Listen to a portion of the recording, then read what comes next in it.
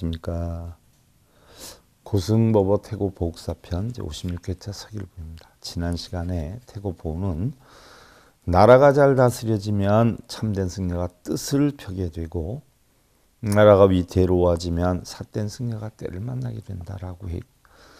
응당 은혜를 알고 은혜를 갚아야 하나니 은혜를 아는 일은 무상버리심을 일으키는 것이고 은혜를 갚는 일은 일체중생을 교화해서 무상버리심을 일으키게 하는 것이다라고 했는데, 이것은 발심수행과 중생교화를 모두 보은행으로 본 것이에요.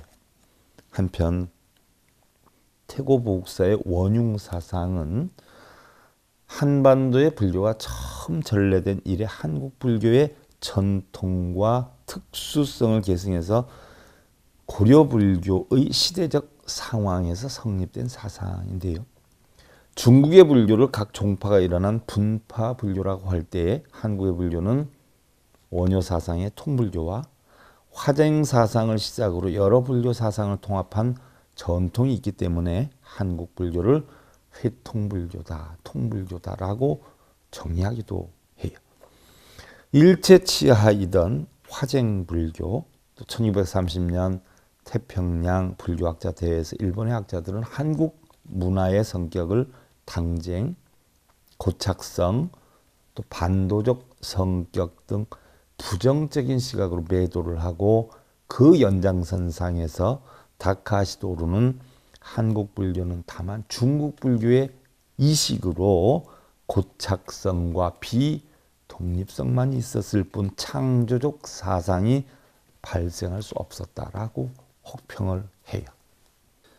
자, 이에 육당 최남선은 조선불교 동방문화사상에 있는 그 지위라고 하는 논문에서 원효 스님의 십문화쟁론과 또 그 제반 저술들을 근거로 해서 한국 불교의 특징인 통불교, 또 전불교, 화쟁불교 같은 이야기여요. 또 회통불교, 원융불교의 사상을 주장을 해서 우리 불교의 독창성과 우수성을 입증을 하려고 노력을 했고요. 또한 육당 최남선은 조선 불교에서 인도의 불교는 서론적 불교이고 중국의 불교는 강론적 불교이고 한국의 불교는 결론적 불교다라고 표현했는데, 인도 불교는 시작을 했다는 것이죠. 중국 불교는 군데군데의 깨달음을 지향했고 한국의 불교는 이 모든 것을 결론적으로 포용하는 불교다라고 표현했는데, 여기에서 이야기하는 결론적 불교는 바로 원효의 통불교 사상.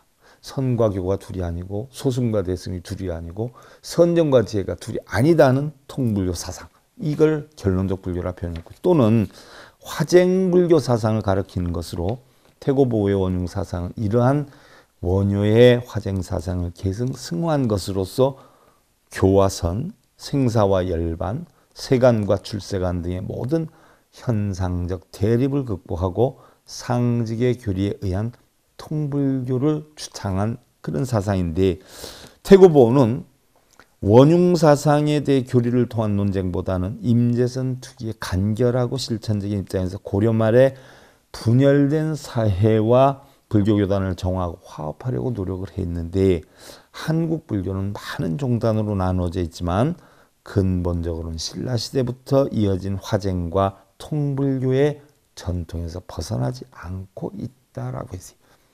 결국 지금 종단 종파가 370개 종단 종파가 이루지만 우리나라 불교를 냉정히 살펴보면 통불교의 상태에서 벗어나지를 못하고 있다. 전체적인 통불교에서 종단 종파 나누는 건 하나의 손가락이나 하나의 발가락이 지나지 않는 부분 불교를 원하고 있다는 이야기예요. 원효는 법화경 종유에서 대소승의 삼승이 마침내 일승의 성불로 돌아갈 뿐만 아니라 모든 범부와 외도까지도 결국 하나의 성불로 돌아온다라고 했고요. 불교의 5000경론이 다 부처가 되는 하나의 길을 가르친 것이다라고 해서 결국 통불교의 이론적 기초를 세웠고요.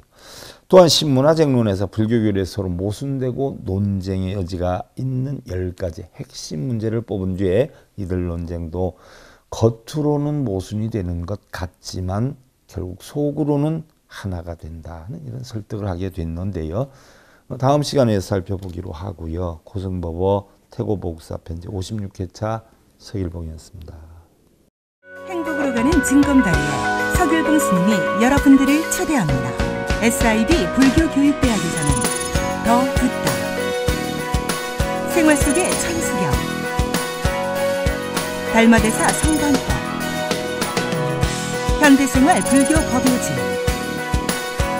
불교학 개론, 성찰스님 백일 법문 등을 비롯한 다른 불법, 다른 진리, 서길봉 스님의 SIB 불교교육대